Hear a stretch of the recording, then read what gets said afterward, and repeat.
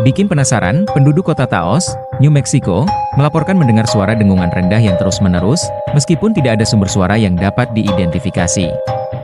Fenomena ini dikenal sebagai Taos hum. Beberapa orang mengaitkan suara ini dengan aktivitas seismik atau interferensi elektromagnetik, sementara teori lain menyebutnya sebagai fenomena psikologis atau bahkan terkait dengan alien. Namun, tidak semua orang bisa mendengar suara ini, menambah keanehan misteri ini. Jangan lupa like dan subscribe untuk misteri selanjutnya.